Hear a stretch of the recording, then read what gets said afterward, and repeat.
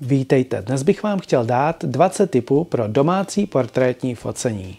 Focení portrétu doma je snad nejčastější fotografický žánr. Snad každý někdy fotil své blízké, svoje děti, svoje příbuzné. Často se také zapomíná, že v domácích podmínkách by se klidně dalo fotit i s modelkou, a to mnohdy lépe než v kdejakém studiu. V dnešních tipech se podíváme na fototechniku, kterou budeme používat při portrétním focení, na svícení, podíváme se na to, jak to udělat, aby fotky vypadaly přirozeně. Ukážu vám pár záběrů z domácího focení s Katkou, které jsme fotili právě u ní doma a kdy mě napadlo udělat právě tohleto video. Mé jméno je Petr Jalový a společně s vámi tvořím tento YouTube kanál pro ty, kteří se chtějí bavit fotografováním. Fotostudia samozřejmě mají své opodstatnění, když fotíme něco speciálního, ale pro takovéto běžné focení nám mnohdy bohatě postačí právě to domácí prostředí. Pojďme se tedy podívat na jednotlivé tipy. První tip je tak trochu banální, ale nepodceňujte ho. Před focením doma pořádně ukliďte a srovnejte věci. Třeba takové tepláky přehozené přes křeslo dokážou fotku dokonale zkazit. Druhý tip už se bude týkat samotné fototechniky. Použijte pokud možno světelný objektiv, tedy objektiv, na kterém lze nastavit co nejnižší možné clonové číslo. Docílíte toho, že se vám zkrátí čas a tedy fotky nebudou rozostřené a zároveň vám fotografovaného odpíchnou pěkně od pozadí. Doma potom budeme volit kratší ohniskovou vzdálenost objektivu, aby se nám toho více vešlo do objektivu, nebo to, co právě chceme. Ale zároveň si dávejte pozor, abyste se s objektivem nepřiblížili příliš blízko k fotografovanému, protože potom se nám deformují obličeje. S Katkou jsem fotil na ohnisko 35 mm.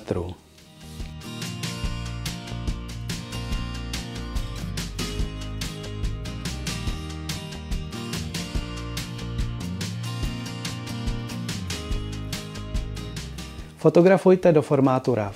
V interiéru bývá často problém s vyvážením bílé, jsou zde různé odrazy od barevných stěn, případně od barevného nábytku, a pokud fotíme do formátu RAW, tak tohle potom snadno upravíme v editoru.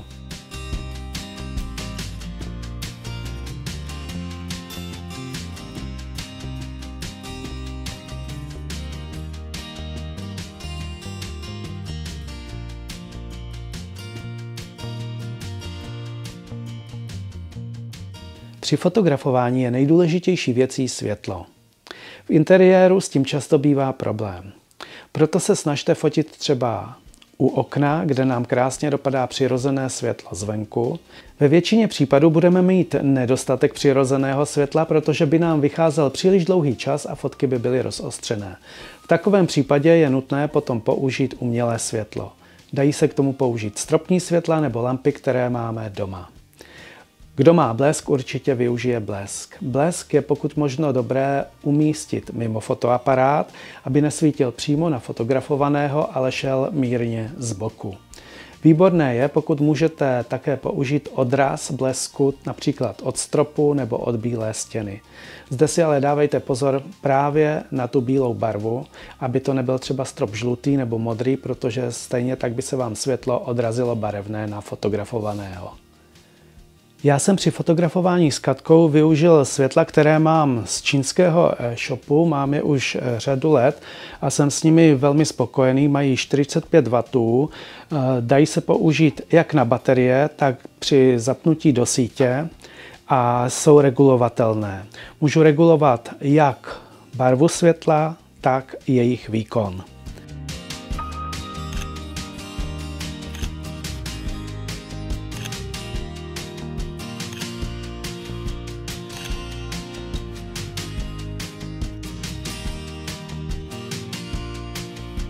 Světla jsem si nastavil tak, aby svítily na Katku z boku, ze dvou stran, a jedno bylo seřízeno, aby svítilo méně, a druhé, aby svítilo o trochu více, aby se mi tvořily jakési stíny. Mám raději trochu tvrdší stíny, a tak jsem nepoužíval žádnou rozptylku, žádný softbox, nic takového. Pro milovníky měkkého světla potom je dobré, když použijí právě třeba softbox, anebo můžete pro rozptýlení světla použít i obyčejné prostěradlo. Pamatujte na to, že čím je větší plocha, přes kterou světlo svítí, tím bude světlo měkčí. Zajímavou alternativou může být využití také různých pokojových lamp a stolních lampiček. Když se podíváte třeba na tuhle fotku, tak tady jsme využili světlo pokojové lampy, ale zároveň jsem i přisvěcel zepředu. Jak nastavit foťák? Pokud umíte fotit v manuálním režimu, zvolte právě ten. Výbornou alternativou je také priorita clony. Foťák nastavuji tak, že si nejdříve nastavím clonu. Clonu nastavuji většinou na nejnižší možnou hranici, abych dostal do foťáku co nejvíce světla a vycházel mi přijatelný čas. Čas nastavuji tak, abych udržel foťák v ruce a neměl fotky rozmazané. To znamená, že se snažím, aby to nebyl čas delší než 1/125, ideálně 1/250. Pokud mi to nevychází, zvyšuji ISO tak dlouho, až mám přijatelný čas. Malým trikem je také fotku mírně podexponovat, aby nám právě vycházely pokud možno co nejkratší časy. Pokud fotíme do RAWu, tak potom není problém v editoru fotku dorovnat a upravit expozici. Při portrétním focení se vždy zaměřujeme na oči. Oči by měly být tím, co je na fotce nejostřejší. Pokud nemám na fotce ostré oči, takovou fotku rovnou mažu. Při portrétním focení se fotografovaný většinou dívá přímo do objektivu. Zkuste někdy oslovit fotografovaného, aby se podíval jinam, protože fotky potom často vypadají přirozeněji.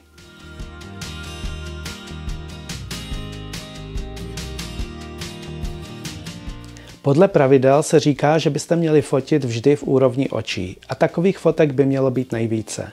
Někdy ale zkuste toto pravidlo porušit a zkuste fotit z nadhledu nebo z podhledu.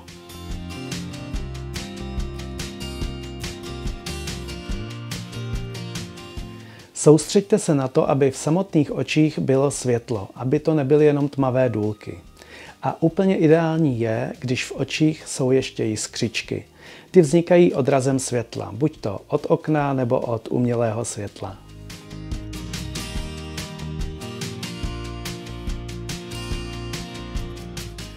Když budete fotit více lidí pohromadě, budete muset trochu zvýšit clonové číslo, abyste zvýšili také hloubku ostrosti a všichni měli ostré oči.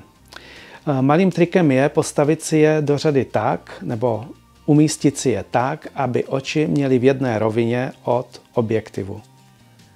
Do některých fotek se snažte vložit trochu dynamiky. Fotografovaný může třeba zvedat hrníček k ústům nebo otáčet stránky a podobně.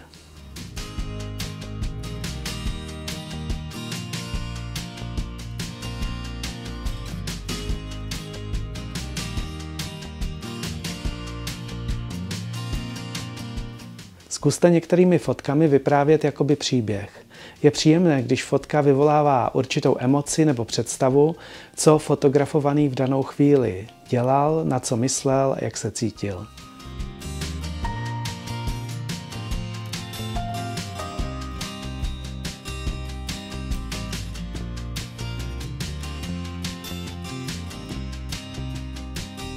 S tím souvisí i další tip. Foťte lidi při jejich přirozených činnostech. Fotky tak budou přirozenější a budou uvěřitelnější.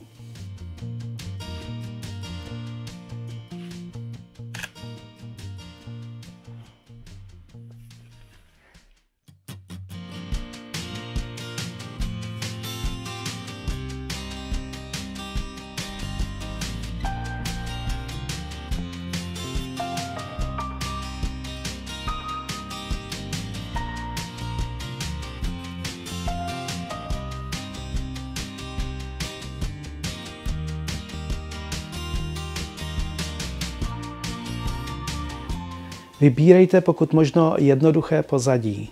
Dávejte také pozor, aby fotografovanému nelezlo nic z těla nebo z hlavy. Když se podíváte tady na tu fotku, tak tady jsem to třeba neuhlídal a Katce leze z hlavy stín lampy. Zkuste do fotografování vložit také svou kreativitu. Dobře vypadají třeba jenom siluety proti oknu.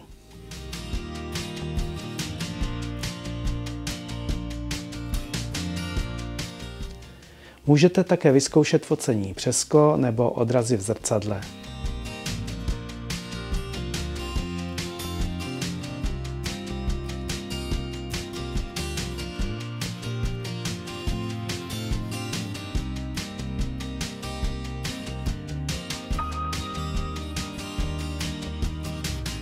Nemusíte vždy fotit jenom obličej. Dají se fotit třeba ruce nebo jenom oči.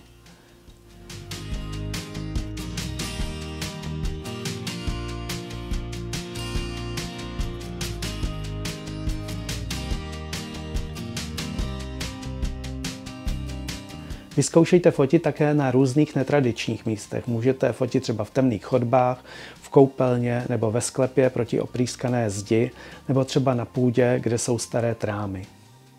Fotky s běžným pozadím střídejte s fotkami, kde je velmi světlé, třeba až přesvícené pozadí, a zase velmi tmavé, třeba až úplně černé pozadí.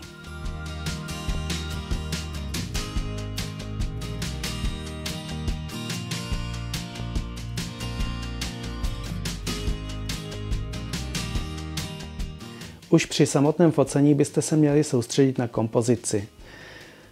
Asi nejdůležitějším pravidlem je zde pravidlo třetin, že fotografovaný by měl být zhruba ve třetině fotografie, když se posunu. Zlatý řez je posunut mírně ke středu. Dalším takovým pravidlem je, že fotky by neměly být ořezávány tak, aby dotyčný měl uříznuté třeba ruce v kloubech nebo nohy v kolenou.